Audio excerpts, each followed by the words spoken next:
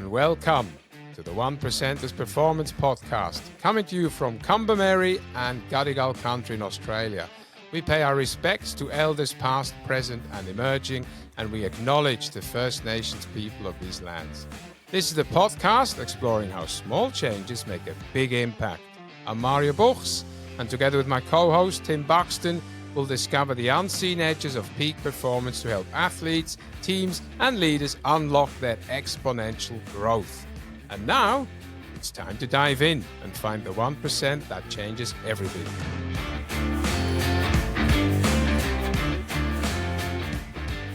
Mario, welcome to my humble abode here on the Gold Coast.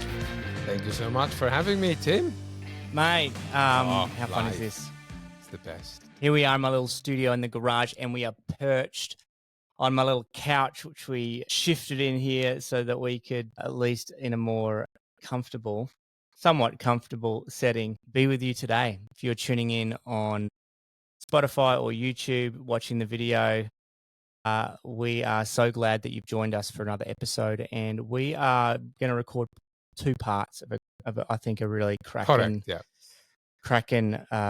little episode duo for you. So Mario, as we kind of dig into another episode of the 1%ers, I want to kind of start with a little story, as you've kind of been coaching me through a bit of my own running and ultra running preparations ahead of a big challenge coming up in the latter part of the year. And you set for me a 5 kilometer pace run. What I noticed when I went back and had a look at the metrics, I guess, that you can look into Strava and have a look, or actually in Final Surge as well, which is the application and software that you use with all of your running and athletes that you coach.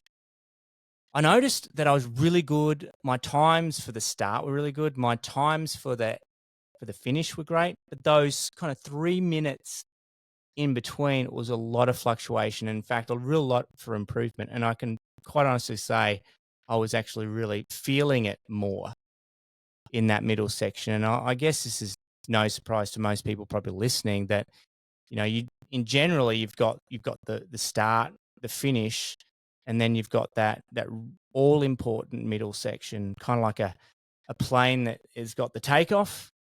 It's got the landing, but in between you've got that cruise control, that middle section, that all important middle section where I realized I suck at. Two, it's probably one of the areas that you are, I think, an expert at. So I really want to get into your mind about not only what that's like from a running perspective, but I think it applies in a lot of facets and areas of our lives, especially if we're trying to pull off a project or perform a particular task. So what are your insights around those kind of three zones, and what is your kind of take on how do we get that 1%, that exponential growth by just honing in on that drive, that middle section?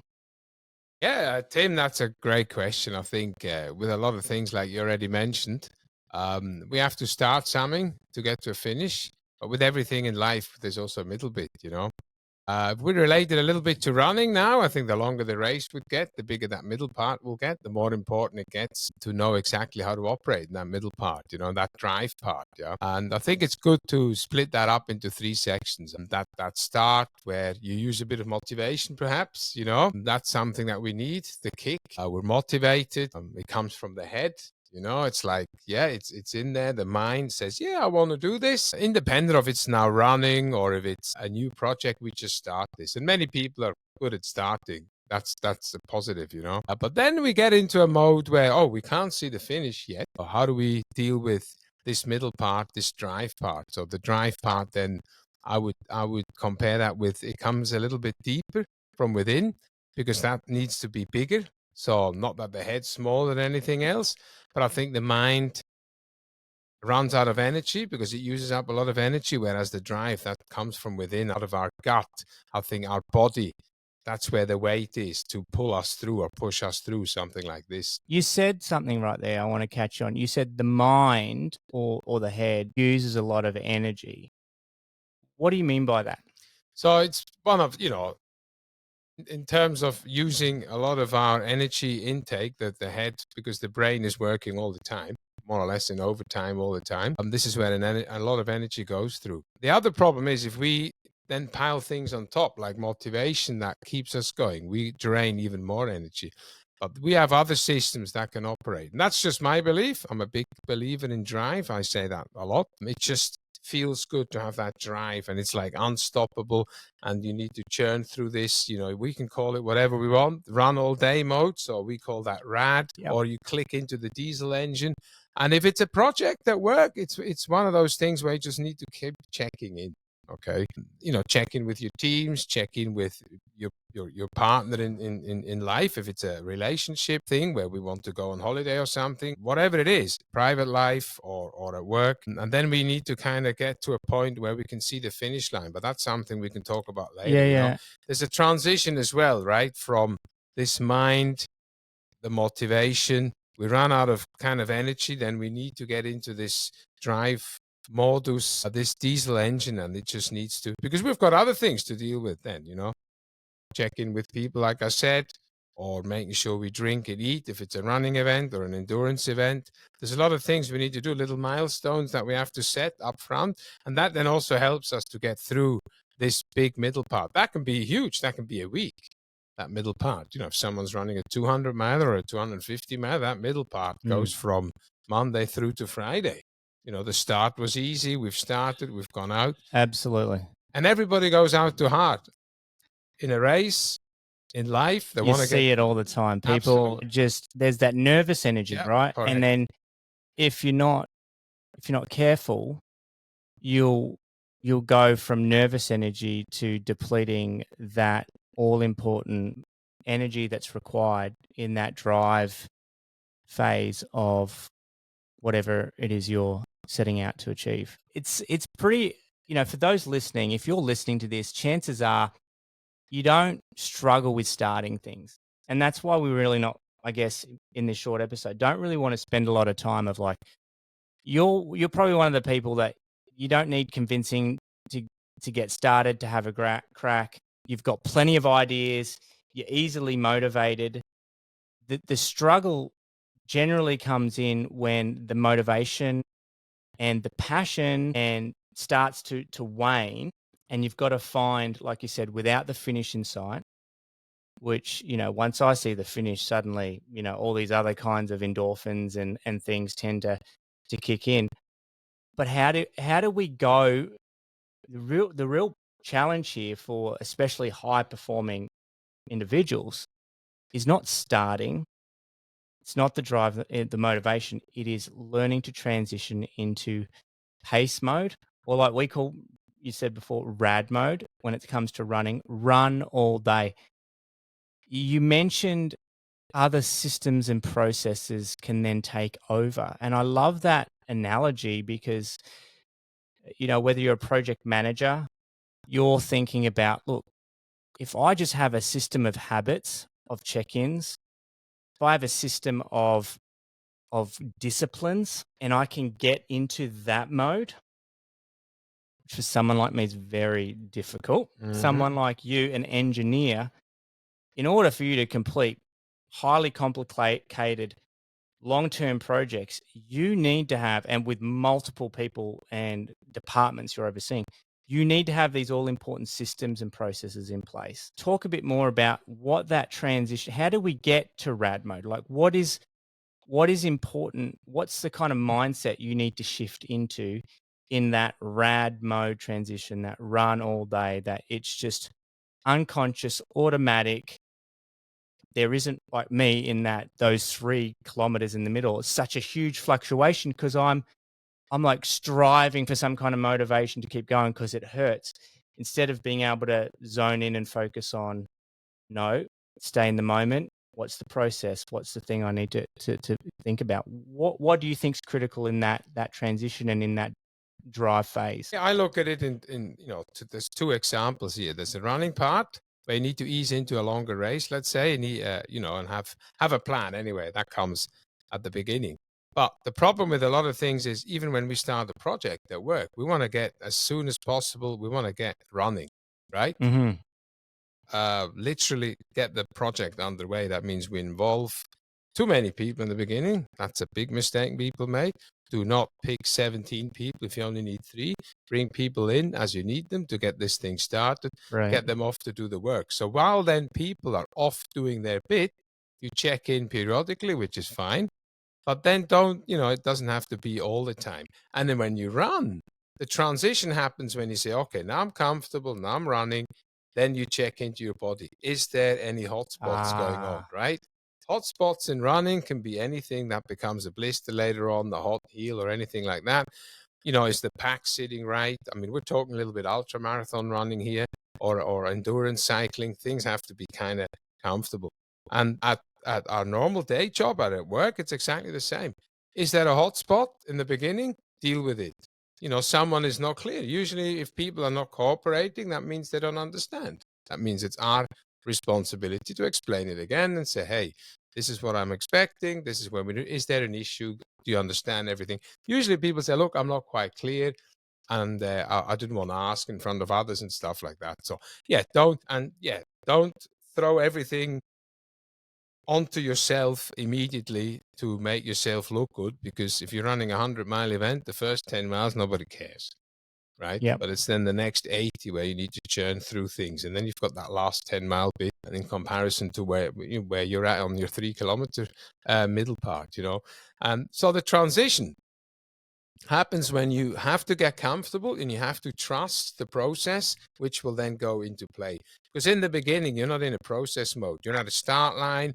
You're throwing 14 spreadsheets in the air, or at the start line of an ultra marathon, you're figuring out, okay, how fast should I go, and so on. And because you've tapered for 3 weeks, you've eaten plenty the night before, you're just anxious, you're nervous. It's usually cool at the beginning. Independent where you are, normally races can be cool. That means you want to get moving. And for a guy like me, it takes ages to get moving. I'm sometimes 20, 25, 30 Ks. I'm still not comfortable. Takes a bit longer, but then once you transition into this, now I'm checking in. Once you've checked in every 15 minutes, then you have to get into those nice little habits like drinking every 15 minutes, eating every 40 minutes, or whatever you plan to do. Yeah. The plan has to be set. Every project has to have a plan. That's set in the beginning. Of course, yeah. We're taking for advantage of the fact that you've this isn't just some random idea that you've just set out to. But when it's time to start, we know that's not the time to negotiate and listen and have this conversation. A friend of mine who I run with regularly, he decides the night before. He doesn't give his little voice the chance to have a negotiation when the temptation to hit the snooze button. Like, the decision's made the night before, he's going. That's great because, you eliminate the voices and the decision making to get started. You just need to, honestly, most of the time, it's just start. It's that the hardest part is in that phase is just actually taking the first step. You hear it all the time. However, what you're saying here is in phase drives, the second phase that relies on a lot more systems and processes. The mind, right, is like that burst of energy that a rocket just takes to get off the ground. It sheds that pretty quickly. And then there's a lot more components that are now available to get this project or this to get you through this all important critical phase of the drive phase. And I love that idea of this is the time to not shut down the voices. It's actually the time to be very open-minded and curious. This is the time to say, let me run through everything here. How's my legs feeling? How's my foreman on the ground feeling? Let me do all the check things through everything and be curious about everything, not judging. There's a difference between coming to conclusions too quickly. But I think I love that idea of let's just go through everything and realize there's a lot here that I can now draw on. And I'm someone who can be distracted by anything. But the beautiful thing of allowing yourself to be distracted by whatever might be happening is you get clues of, hang on, the weather's a lot hotter, or all of these different things that might require you to lean into different areas at different points in time. That is what I heard you saying. And is there anything you'd kind of, I guess, add to that as we kind of, zone in on this all important drive phase? It's not motivation. Motivation won't get you through. It will quite often be your drive. It's more powerful, isn't it? This drive. So point number one, it's more powerful. It's less emotional. Up here, we're really emotional. Yeah, the motivation, the mind. Oh, it's just emotional. Energy. Yeah, absolutely. I mean, it's easy to the motivate. Passion. Correct. The passion. It all happens up here. Of course. The ideas, the nervous system. Excitement. Correct. But it still happens in the body, absolutely. But the drive thing is just really much more powerful, I mean, it's easy to be motivated in the evening until the 4 a.m. alarm clock goes off. Right? Yeah. It's easy. Motivated to go to bed. Yes, I'm pumped. So if you got your shoes out, things ready to go. And then the alarm goes off. Then what do we do? Then it also has to become a little bit of a habit. It's just what I do. It's not who I am. It's what Habits, I do. Unconscious check-ins, automations. Very, very important, Yeah, don't let emotions take over, because there's always going to be an excuse. Or if the boss says, tomorrow I want this project started, you're motivating then until it's 8 a.m. and you're in the office, and then you want to start this project. It's exactly the same thing. You just have to start somewhere, one foot in front of the other. That's very simple. Then once you've got rolling, you get into that phase, wherever that may be. That could be in 5 minutes. That could be in a week, like I said. Then we move forward. The best thing. Not moving is kind of standing still in my book, Well, that's another important thing, right? You constantly got to go, and this is where you can use distraction even as an advantage, not as a negative. Someone like me, ADHD diagnosed, distraction is this terrible thing apparently, but really it can actually be, you know what, it's going to help me go from one thing to the next and keep moving and not getting too stuck. And I think the attitude is the key thing here, not getting into a judgmental phase, but a real, let's dig into that. Let's be curious, because we're going to have to dig in if we're going to make it through this. And that's, I guess, more of a mentality mindset in that phase, isn't it? Correct. Drive mindset, open mindset. I mean, we talk about mindset a lot. I talk about mindset a lot. It's just, for me, it's so important. If you've got this closed mindset, it gets really difficult to open up and make new things and make changes. And, you get into these, there's good habits and bad habits, of course. And this is not a podcast about habits. And, there's a lot of smarter people than me that talk about habits and how they evolve and how they get made and done and created. But I think in the end of the day, you have to have something like simple. If you get in the car, the first thing you do is put the belt on. It's simple. Yeah.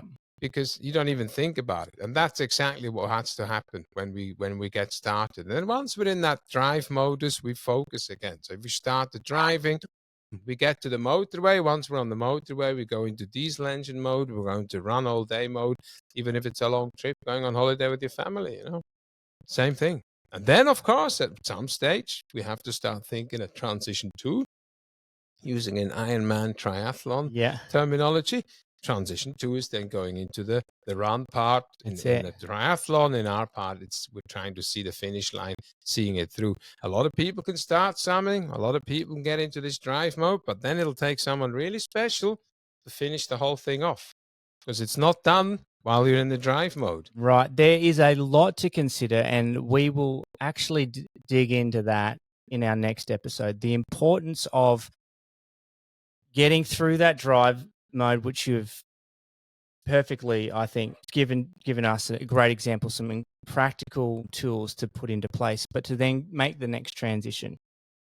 That is something I love, getting to that phase. And when I can get there, or when it feels like it's time to switch on, that is when the better part of me kicks in. Unfortunately, it's right at the end, so I've got a lot of work to do to get there. But we will spend a little bit of time digging into the next episode. Thanks, Mario, for kind of opening that up for us. And I think there's a lot we can take away. Always a pleasure, Tim. Thanks a lot. Thanks for starting us off. Thanks for tuning in to the One Percenters podcast. That's a wrap for another episode.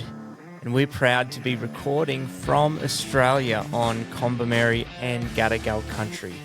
And we honour the traditions and knowledge of the First Nations people and pay our respects to elders, past and present. If you enjoyed today's episode, don't forget to subscribe and leave us a review.